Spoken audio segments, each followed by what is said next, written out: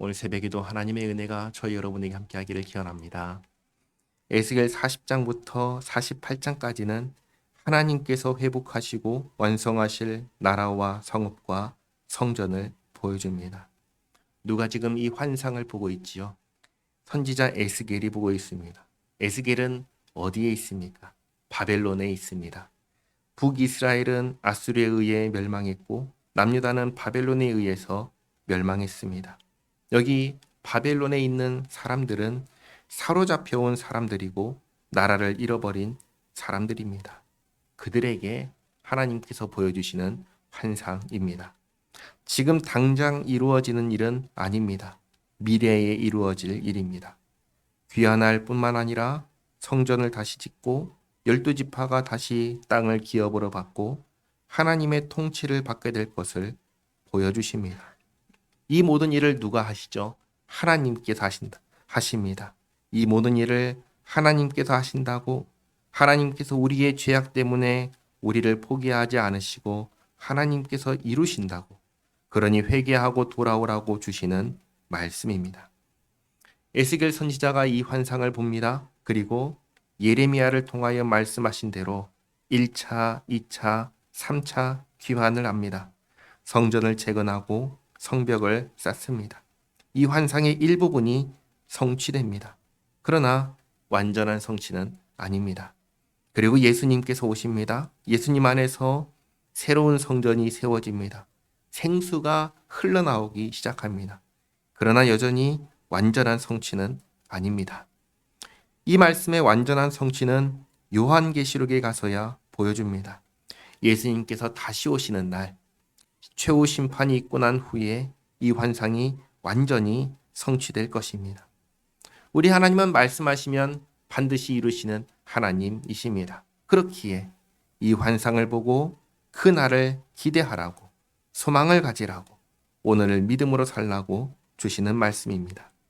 이제 본문을 보시면 1절부터 7절까지는 북쪽에서 남쪽으로 순서대로 약속의 땅을 기업으로 받을 지파를 말씀하십니다. 제일 먼저는 단이고 그 다음 아셀, 납달리, 므낫세, 에브라임, 르우벤, 유다까지 북쪽에서 남쪽으로 순서대로 땅을 기업으로 받습니다. 그리고 8절부터 22절까지는 따로 구별하여 하나님께 드릴 땅인데 이 땅은 앞에 45장에서 말씀하신 땅입니다.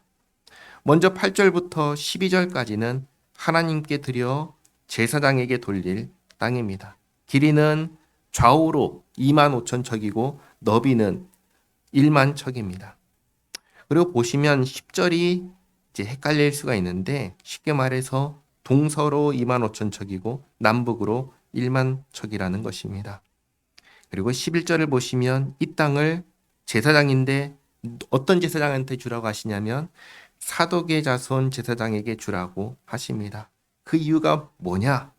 이스라엘 족속이 잘못된 길을 갈 때 레위 사람 제사장은 잘못된 길을 갔지만 사독의 자손은 그러지 않았다고 하십니다. 쉽게 말해 하나님에 대한 정절, 의리, 신앙을 지켰기에 사독의 자손을 제사장으로 세우시고 이 땅을 주라고 하신 겁니다. 12절 보시면 이 땅의 예물 중에서 그들이 예물을 받을지니 레위인의 적경제에 관한 가장 거룩한 예물이니라. 이렇게 하나님께 드려질 땅의 예물 중에서 가장 거룩한 예물을 사독의 자손 제사장에게 주십니다. 그리고 이 땅에 성읍이 있고 성전이 있습니다. 이 땅은 유다 바로 다음 땅입니다. 그 다음 13절과 14절은 레위 사람에게 주실 땅입니다. 이 땅의 길이도 25,000척이고 너비도 10,000척입니다. 제사장에게 돌린 땅과 크기가 같습니다. 제사장에게 돌린 땅 바로 다음 땅이 레위 사람에게 주실 땅입니다. 이 땅도 거룩히 구별한 땅입니다. 그 다음 15절부터 19절까지는 이스라엘 온 족속에게 돌리는 땅입니다. 그러니까 이스라엘 각 지파, 각 기업에게 주시는 땅이 따로 있고 또 여기 이스라엘 온 족속에게 돌리는 땅이 있습니다. 15절을 보시면 길이는 똑같이 25,000척인데 너비는 절반입니다. 5,000척 되는 땅입니다. 여기에도 중앙에 성읍이 있는데 16절을 보시면 그 중앙에 있는 성읍의 크기가 동서남북 4,500척으로 정사각형입니다. 그리고 17절을 보시면 이 성읍을 둘러서 들이 있는데 들의 크기는 성읍 바깥으로 동서남북 각각 250척입니다. 18절 보시면 예물을 삼아 거룩히 구별할 땅과 연접하여 남아있는 땅의 길이는 동쪽으로 만척이요 서쪽으로 만척이라.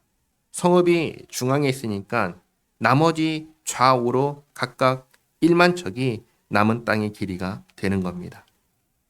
곧 예물을 삼아 거룩하게 구별할 땅과 연접하였으며, 다시 말해 레위 사람들에게 돌린 땅 다음 땅이며, 그 땅의 소산을 성읍에서 일하는 자의 양식을 삼을지라. 이스라엘 모든 지파 가운데에 그 성읍에서 일하는 자는 그 땅을 경작할지니라. 이 성읍은 12개의 문이 있습니다. 성읍의 이름도 따로 있습니다. 그 부분은 마지막 30절에서 35절에 나오는데 그때 보도록 하겠습니다. 20절입니다. 그런즉 예물로 드리는 땅의 합계는 길이도 25,000척이요 너비도 25,000척이라. 너희가 거룩히 구별하여 드릴 땅은 성읍의 기지와 합하여 네모 반듯할 것이니라. 이렇게 제사장에게 돌린 땅, 레위 사람들에게 돌린 땅, 그리고 이스라엘 온 족속에게 돌리는 땅을 합치면 정사각형이 됩니다. 동서남북 각각 25,000척의 너비의 땅입니다. 그리고 21절을 보시면 이 정사각형의 네모 반듯한 거룩하게 구별하여 하나님께 드린 땅 좌우에 남은 땅은 군주에게 돌리라 하십니다. 이스라엘 지도를 이렇게 보시면 가운데 이제 이 거룩하게 구별한 땅이 있고 나머지 옆에 빈 땅이 있습니다. 이 땅을 군주에게 돌리라 하신 겁니다. 그래서 22절 말씀 보시면 이 군주의 땅이 남북으로는 유다와 베냐민 사이에 있고 좌우로는 거룩하게 구별한 땅 좌우에 있다. 위아래로는 유다와 베냐민 사이, 그리고 가운데 거룩하게 구별한 땅 좌우에 있는 이 땅이 군주에게 돌린 땅이다 라고 하십니다. 그 다음 23절부터 29절까지는 남쪽으로 나머지 지파들의 땅입니다.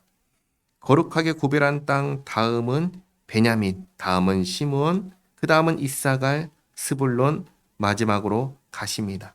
갓이 약속의 땅 맨 마지막 남쪽 지역을 기업으로 받습니다.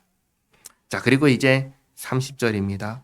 30절부터 34절까지는 이스라엘 온 지파에게 돌릴 땅에 있는 성읍에 대한 말씀인데 이 성읍에는 출입구가 12개가 있습니다. 31절을 보시면 북쪽에는 순서대로 르우벤, 유다, 레위 문이 있고 32절 보시면 동쪽에는 요셉, 베냐민, 단 문이 있습니다. 33절을 보시면 남쪽에는 시므온, 이사갈, 스불론 문이 있고 34절을 보시면 서쪽에는 갓, 아셀, 납달리 문이 있습니다. 마지막 35절입니다. 그 사방의 합계는 18,000척이라. 그날 후로는 그 성읍의 이름을 여호와 삼마라 하리라. 아멘. 여호와 삼마라는 이름의 뜻은 성경의 맨 밑에도 써 있죠. 여호와께서 거기 계신다라는 뜻입니다. 이스라엘 온 지파에게 돌릴 땅에 있는 성읍의 이름이 여호와 삼마, 여호와께서 거기 계신다입니다. 이렇게 하나님께서 회복하고 완성하실 땅과 성읍과 성전을 보여주시고 하나님이 여기 계신다라고 알려주십니다. 이제 이 말씀을 들은 포로로 사로잡혀온 사람들은 어떻게 살아갈까요? 하나님을 믿는 사람들은 말씀하신 이 미래를 꿈꾸며 소망하며 오늘을 살아갈 것입니다. 그 포로의 삶을 낙심하고 절망하며 사는 게 아니라 희망 가운데 살아갈 것입니다. 우리도 마찬가지입니다. 우리도 주님께서 완성하실 그날을 바라보는 사람들입니다. 주님께서 완성하실 그날을 기대하고 꿈꾸고 소망하며 오늘을 믿음으로 살아가는 우리 모두가 되기를 바랍니다. 기도하겠습니다. 하나님 감사합니다. 오늘까지 에스겔서를 찬찬히 읽을 수 있게 해주셔서 감사합니다. 하나님께 범죄하여 나라가 망했고 포로로 잡혀온 이스라엘입니다. 그대로 멸망해도 이상하지 않은데 구원을 약속하시고 이루시는 자비롭고 은혜로운 주님의 손길을 봅니다. 낙심하지 말고 절망하지 말고 그저 하나님께서 이루실 미래를 기대하며 오늘을 믿음으로 살라 하시는 말씀을 받습니다. 저희도 같은 마음으로 주님 오실 날을, 주님께서 완성하실 그날을 고대합니다. 주님 어서 오시옵소서. 주님 맞이할 준비를 하며 믿음으로 살아가는 저희들 되게 하옵소서. 예수님의 이름으로 기도하옵나이다. 아멘.